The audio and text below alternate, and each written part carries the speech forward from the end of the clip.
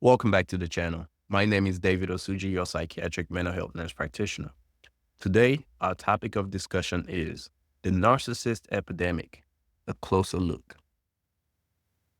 Did you know that recent studies show a 58% increase in narcissistic traits among college students compared to the 1980s? What does this mean for our society today? Personally, have you noticed how often the word narcissist is just thrown around in casual conversations these days? It seems like everyone from your annoying coworker to your entitled neighbor to your over-controlling ex-husband or ex-boyfriend is being labeled as being a narcissist. But is this really the case? Is there a genuine increase in narcissism? Or are we simply misusing the term? Today, we're going to delve deep into the so-called narcissistic epidemic and examine why everyone seems to be a narcissist. We'll explore the history of the term, the cultural factors contributing to its overuse, and the complexities of diagnosing narcissistic personality disorder. Let's get into it. The term narcissism started from Greek mythology, where Narcissus, a beautiful young man, falls in love with his own reflection. According to the mythology, Narcissus was so obsessed with his own beauty that he could not stop looking at his own reflection in a pool of water. He did nothing else but stare at his own reflection until he died. Over the centuries, the concept has evolved, and in recent decades, it has seen a significant surge in popularity. But narcissistic personality disorder is not a common disorder. Research data suggests that between 0.5% and 5% of people in the US may have it. So potentially a very, very small fraction of the population. But several factors have contributed to the recent increase. One is the cultural shift towards individualism, where self-expression and personal achievement are highly valued. This emphasis on the self can sometimes lead to a sense of entitlement and a lack of empathy. Additionally, social media platforms have created spaces for self-promotion and curated online personas. This can contribute to a distorted view of oneself and a focus on external validation.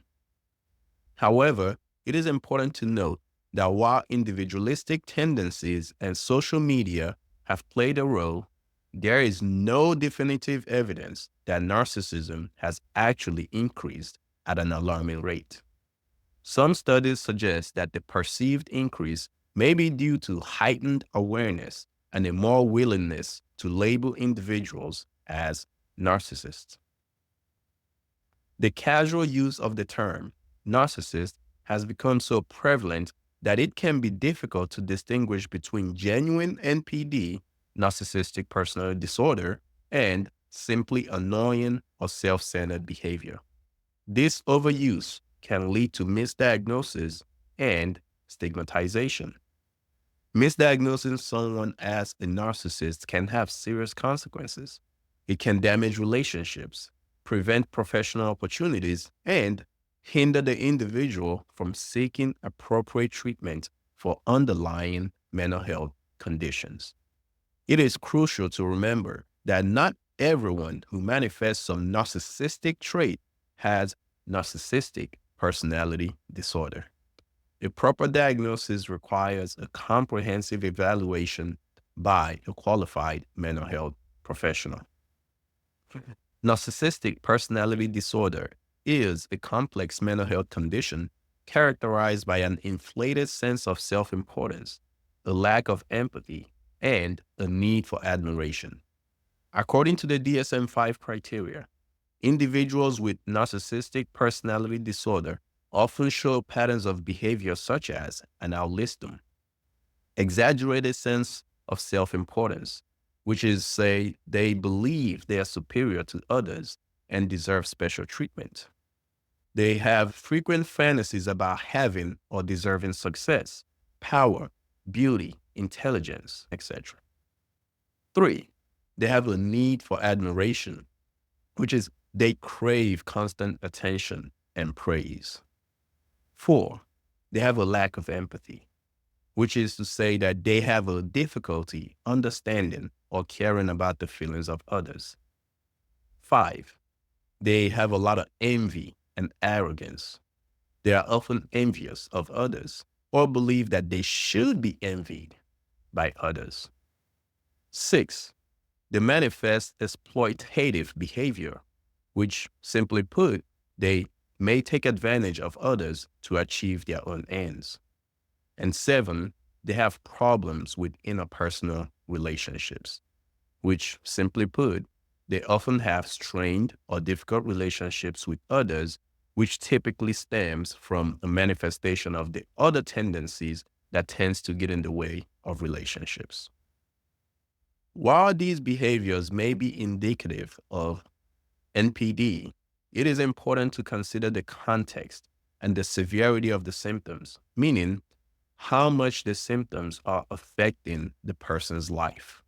Some individuals may express narcissistic traits to a lesser degree without actually meeting the full criteria. For individuals with narcissistic personality disorder, treatment primarily focuses on psychotherapy. There are no medications for NPD, but underlying conditions like depression, anxiety, OCD, substance use can be treated with medications. Different therapy approaches like cognitive behavioral therapy, CBT, and dialectical behavioral therapy, DBT, is often effective in helping individuals with narcissistic personality disorder develop healthier coping mechanisms and improve their relationships with others. The focus of therapy is to help the individual ultimately learn to accept responsibility. They can learn to relate better with other people so that their relationships are closer, more enjoyable, and more rewarding. They can learn and understand the causes of their emotions and what drives them to compete, to distrust others, and to dislike others and possibly dislike themselves. Preventing the development of narcissistic tendencies in children and adolescents is also important, if not more important. Encouraging empathy, healthy self-esteem, and appropriate boundaries can help foster healthy personality development. The narcissistic epidemic is a complex issue that requires a lot of nuanced understanding. While the term narcissist is often used casually and without careful consideration, it is important to remember that NPD is a serious mental health condition that affects individuals' lives. By promoting awareness, understanding, and compassion, we can create a more empathetic and supportive society for individuals struggling with narcissism.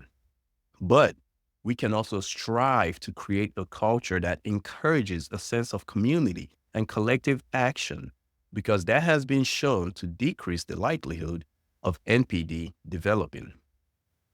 My goal for covering this topic today is to discourage the irresponsible use of the term narcissist.